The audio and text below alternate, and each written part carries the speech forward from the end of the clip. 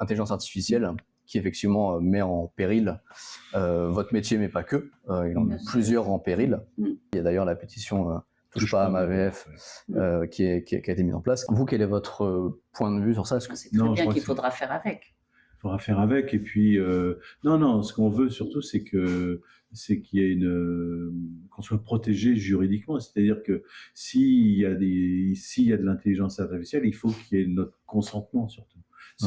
La voix, ça fait partie de nos données personnelles, et il faut qu'on donne notre accord pour que l'algorithme puisse puiser dans notre voix. S'il n'y a pas notre accord, c'est du vol, et c'est une agression, et je veux dire, là, on est catégoriquement contre, quoi. Ouais, voilà, c'est du vol d'identité. C'est du vol d'identité. Et donc ça, non, on attend ce qu'on attend. L'Europe a déjà légiféré. On attend que ce soit mis en application.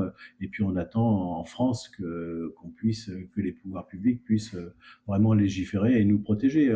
D'ailleurs, il y a des négociations à l'heure actuelle avec les majors, avec les plateformes.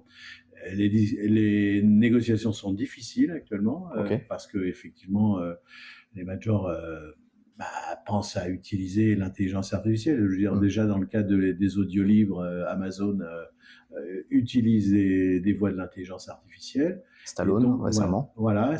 Et puis, nous, dans le doublage, il faut absolument qu'on se protège. Mais d'ailleurs, ce qui est quand même plutôt positif, c'est qu'il y a eu un sondage IFOP commandé par les voix dont on fait partie, l'association des voix, et ça c'est plutôt rassurant pour nous, c'est que le public plébiscite la version française, puisqu'à plus de 83%, le public va voir les films en VF. Ouais, voilà.